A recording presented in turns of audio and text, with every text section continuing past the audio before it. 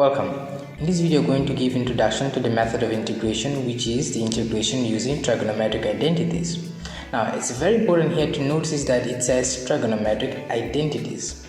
Now, what happens that we have seen thus far few methods. We have seen how we can solve integrals directly. We saw how we can solve them using substitution UDU, also UDV.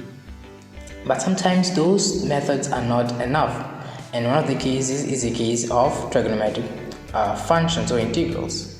Let us say you're given something like this. Let us say you have sine of x, this sine raised to 4 of x, cos cube of x dx. Fine, this is what is given to us. Now the first thing that we know from this is that we cannot separate this. We cannot make here like integral of the first and then multiply by integral of the second. That we should not do. That's not the procedure. Then we may think that okay, the best thing that we can do here is to try to make substitution UDU. And then in this case, to try to make this thing using substitution UDU, would say, for example, that our u is sine of x. Our u is sine of x. We cannot take this fourth here because it's not going to give us its derivative here. So we think that this our u is the sine of x. Therefore, our du is going to be cos of x dx. Now, if you want to replace this in your function, what you're going to have is instead of sine, you're going to have here u raised to 4. Great. And instead of cos x dx, you're going to have du. Then the problem comes, are we putting du cube here? Because this is raised to 3, this cos of x is raised to 3, but this dx is not raised to 3, only cos of x raised to 3, which means that our substitution UDU cannot work. Fine, and then this cannot work. And then we have our third method. And our third method would be trying to use our integration by parts.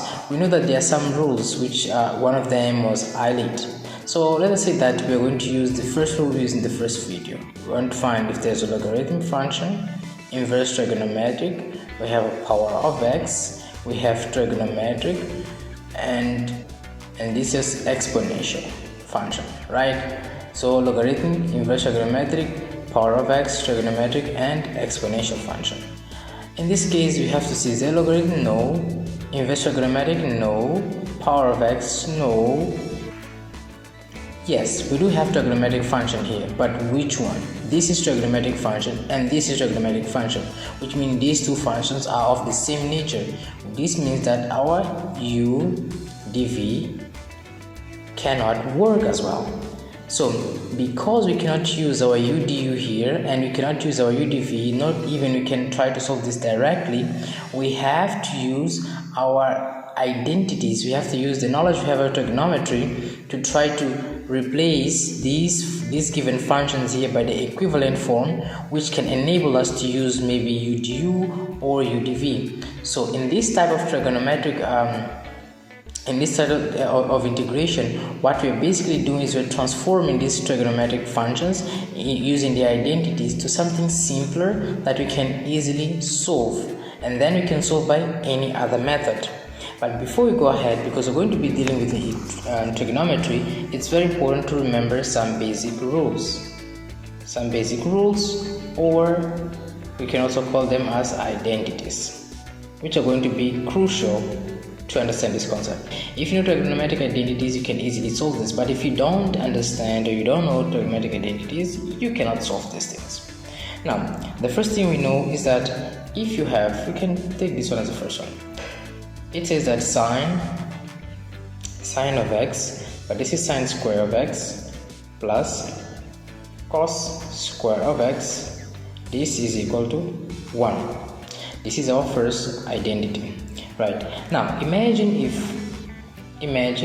if we divide this, imagine we're dividing this thing here by sine of x. If I divide this thing by sine square of x, what we're going to have here is 1. I'm going to have here 1 plus, in this case here, what we're going to get, cot square of x is going to be equal to, then we're going to have here 1 divided by sine square. If you're going to have 1 divided by sine square, what you're getting is cosec square of x. Fine, this is our second. Then the third one, imagine you have this one here now, and then you divide this here by cos of x. In this case, what you're going to have, we're going to have sine divided by cos square of x. This is going to give us what? It's going to give us tan square of x. Then we're going to have cos square of x divided by cos square of x is going to give us, this is x, it's going to give us 1. And then this is going to give us, we're going to have a 1 divided by cos square of x. This is going to give us sec square of x. If you want to express sine square in terms of cos square, for example, so if you have sine square of x, this is also equal to 1 minus cos 2x, this divided by 2. This is one of our identities. And also cos square of x is equal to 1 plus cos 2x divided by 2. Now the advantage of these two methods here is that we are decreasing the order. See, this was raised to 2, and in this case it is just a linear function, which means our power is 1. So in this case it's easier for us to solve, because we're not going to get into this problem that we got in when we're trying to solve this function by substitution u du. So these are one of the most important relationships that we can use in this integration, in these situations of integration. And then now we have other properties. See, imagine that you have sine of, we can say a or b or x or y, but let's say sine of a minus b. Now this can be alpha, and then this can be theta, but whatever I have here is a subtraction in the argument of sine. What you're going to get is, this is going to give us sine of a cos of b. This is minus, so remember that here we're going to get minus, then just change cos of a into sine of b. These things you have to just memorize them. And then you're also going to get, when you have sine of a plus b, this is going to be equal to the same thing we have over here, but then this sign is going to change.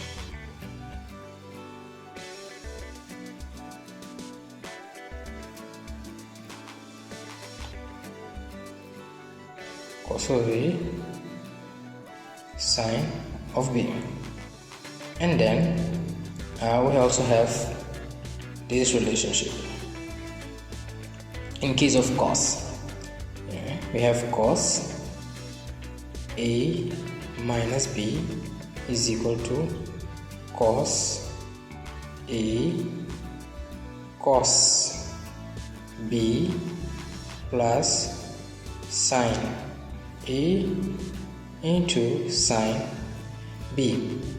And now when this is in addition, you have cos a plus b is equal to, we're going to get cos a cos b. This is going to become minus, this was plus, this was minus, so here we're reverting the sign, and then this is going to be sine a sine b. So these are the most important relationships that you're going to be using. Then other things you should always know is that depending on the argument, if they're going to give us an argument for these functions here, for example, we have one which it's sine of 2x raised to something. So in that case, you should always remember, these are just extra. You should remember that when you have sine of minus an argument, let's say this is theta, this is the same thing as saying minus sine of that argument, because saying theta. But this is not true, we're not talking about cos. Minus theta, this is equal to cos theta. So These are very important relationships. So having this in mind, we are going to proceed to our next video in which we are going to start solving some problems using these relationships.